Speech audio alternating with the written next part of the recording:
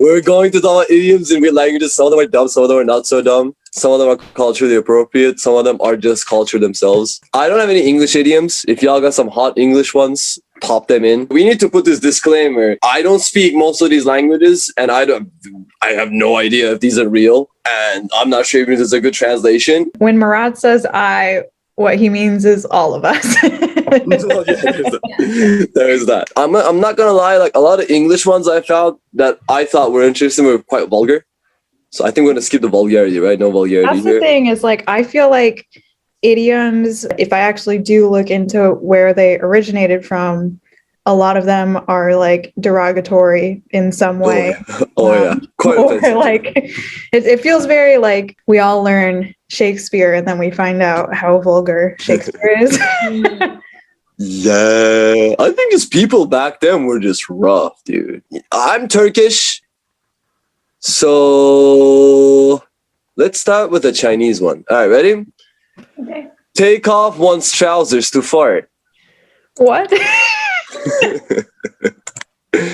Take off one's trousers to fart.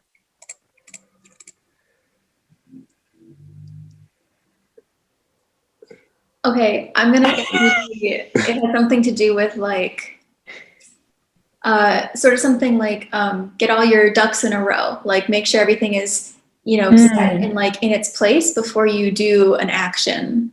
Like there's a correct way to do things. Yeah, you don't want to like Dutch oven your own pants. You don't want to touch oven your own pants. That's an interesting idea. Like, yeah, there's a procedures to things. That's pretty solid. I mean, Is that your final answer? Are we locked in here? I think so. Darian, you're with it? All right. Well, because I'm on the other side of this and I know what the meanings are because I looked them up. It is really funny to hear what you say. I'm just gonna ask you, like, do you take off your trousers to fart? No. And that is what the idiom means. Like, make an easy thing more complicated is why you're taking your trousers out to fart. And I love that you saw it as a procedural thing. Oh yes, you must take out your trousers. And that's the exact opposite of what the idiom means. But great thinking. Classic. Procedurally solid. Classic. Fantastic thinking. All right. We had a hot start. Let's keep the heat going. Let's keep it Asian. To have a small face. This comes from Japanese. Maybe like to be young and naive, like fresh faced. We have like to have a small face. Yeah, like a baby. Like a baby. Oh yeah. Y'all are on the right track. I mean, it literally just means looking cute. Oh. Like people with small faces are pretty in Japanese because like zunk. You know what I mean? Like. It's like you have a lot of face but very little face content, and I guess it just looks cute. It's desired by women. In our future video on beauty standards. Oh yeah, so that's that one. All right, that one y'all did pretty well. All right, this one, this is a challenge for Christina, I guess. Darian, have you ever taken Italian? No. All right, well, good luck. So this is an Italian one. Into the mouth of a wolf. Anyone that's taken Italian should have heard this at some point. I know this one, so I'll let Darian try. Oh. Into the mouth of a wolf. Yes. A sense of danger and a cautionary tale because you don't want to end up in the mouth of a wolf. It also, I guess, makes me think of The Boy Who Cried Wolf. You don't want to be that kid. You don't want to be the boy that cried wolf. Either way, I think there's a cautionary tale involved. You're on the right track historically. Let's give the second phase to it. So, you say this to someone, into the mouth of a wolf, and the person has to respond with krepi, which is like, may it die. Hopefully you can cut yourself out from the inside. All right. Far-fetched, but it's just far-fetched enough where it makes sense. I like it. Not far-fetched. I mean, finding your... Okay. It's not too far-fetched. That's fair. Well, Christina, you want to enlighten us? Yeah, so the reason I know this is because I was in theater in high school, and my Italian teacher knew that, and she said that you say this to people before they go on stage, similar to break a leg in English. So no, you're pretty on point. I mean, basically just means good luck. There's like two sides to it, where one of them comes from, hunting, where Christina's right, like I hope you don't end up. This is where Darian was mad close. Like, I hope you don't end up in a wolf's mouth. Mm-hmm. And Krepi is like, yeah, I hope the wolf dies. And it's just like, yeah, like not only do I not end up, I hope that freaking wolf dies. But then it kind of took another meaning because they put this in a mythological context where the founding of Rome was through a wolf, like a female wolf. Romulus and Remus being carried by a wolf. Therefore, I hope you end up in a wolf's mouth. But then you can't respond, may it die, because then you're like, may Rome fall. So then you have to say thank you. So depending on the region you're in, the response is different.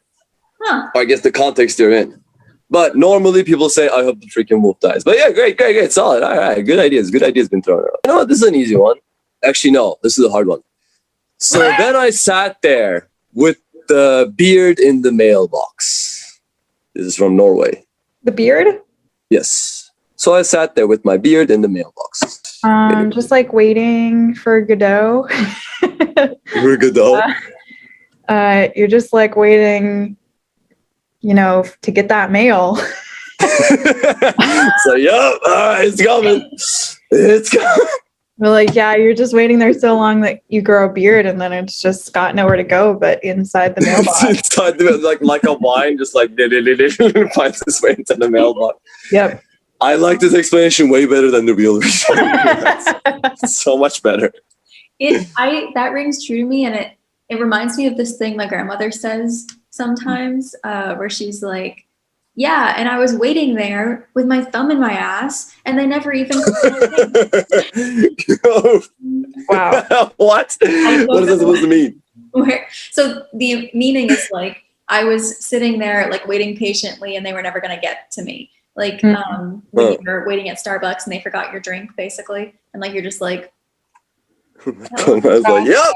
Yeah. All right, I guess I'm waiting. Whoa. Yeah, so this is like you're waiting. Good thing you've got that beard growing. You good thing you got that beard going. So, are we locking in that guess? Yeah. The postal service's failure has become an idiomatic expression in Norway. So it means gambling or taking a risk and then losing it all, or getting caught when you're doing something bad. Oh. Which is basically you sneaking up on someone else's mailbox and you're like, hee. But as you're coming out, your beard gets stuck in the mailbox. And you're a package thief and you got caught. It's pretty, this is, as they say, once you hear the reason, you're like, I see that. Before you hear the reason, you're like, whoa. Let's do a Japanese one. Y'all ready? Yep. Dumplings or mochi instead of flowers. Y'all know what a dango is? Dango. Mochi, like mochi balls. Okay. Yeah, they're much. So, dango before flowers. Rather have food than like instead of something that's briefly pretty but gonna die. Practical, like. Yeah. Are we locking in that answer? Yeah. Yeah. All right. Well, apparently y'all speak Japanese because that is word for word exactly what that means. All right, well, clearly I'm the worst at Japanese. All right, cool. All right, here's a Turkish one. Ambitious rat drills the marble. It sounds like capitalism. Tone it down. I'm picturing a ratatouille situation, but instead of wanting to be a chef, he wants to be a mason. That's it. In Turkey, we have all these rats that want to be masons, and we're like, you know what? If you try hard enough, rat, you can do it. Are we locking in the mason rats? I'm liking in capitalism. I mean, both are pretty accurate. It just literally means work hard, achieve great feats, because a rat can't really drill marble with his rat. I guess is. I think the thing is like, well, if you've got that lowly rat, drilling marble, the like fancy expensive stone that you picture in like rich houses, that's capitalism. That's like a literary review of this, which I'm with it. Y'all are on point. But there's one issue that is a common issue in Turkish where the word for rat is a homonym for something that poops. So someone that poops ambitiously drills the marble is another way to interpret this. What? And yeah, just because the words are the same. Rat and someone that poops are literally the same word, which makes sense when you think about it, right? They poop left and right all the time. So this can also be someone that poops ambitiously drills the marble, which That is pretty capitalistic, if you ask me. That's pretty capitalist. Poop ambitiously. Just like, let's give you all something fun. To feed the donkey the sponge cake is from Portugal. Okay, this sounds to me like you are wasting a good thing by like Ooh. giving it to the farm animals instead of like enjoying it, like you're Yeah. stealing or something. Yeah. Locked in. And apparently y'all also speak Portuguese, because that is correct. Yes. Giving good treatment to someone who doesn't deserve it. Like a Nice. freaking donkey. Cheyenne from Wyoming. Ready? Yeah. Are you still riding the goat? Are you still on the way? Are you still riding the goat? Ooh, what if like, I mean, I don't know much about Cheyenne, but maybe babies, or not babies, but children learned how to ride on goats before they were big enough to ride on horses. Ooh. Maybe it's like, It's like training wheels. yeah, training. Training wheels, but it's an animal. See if like you have a horse and then 2 goats in the side of the horse, like training wheels. But I like this image. All right, so. Yeah, so it's like, were you born yesterday? Like, are you dumb? Oh, solid. I think it's a great guess. But yeah, we don't speak Cheyenne, so let's get real with it. It means, did you get divorced yet? You're still riding the goat. All right. I'm not sure if this is directed towards the man or the woman. This was not specified in the article that I've read. Let's keep it Turkish. I'll bring it back Turkish. Y'all ready? Stop ironing my head. Well, I'm sure it's not related to flat ironing your hair. Stop annoying me. Yeah, stop annoying me. We locking that in? Yeah, I like that. Yeah. And yeah, apparently y'all also speak Turkish. We got some quadrilingual people, because that's literally what it means. Stop annoying me. Nice. It's also in Armenian, apparently, which I did not know.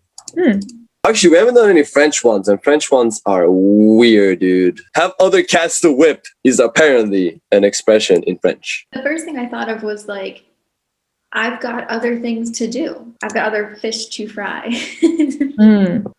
Or gosh, it's not sexual, is it? No.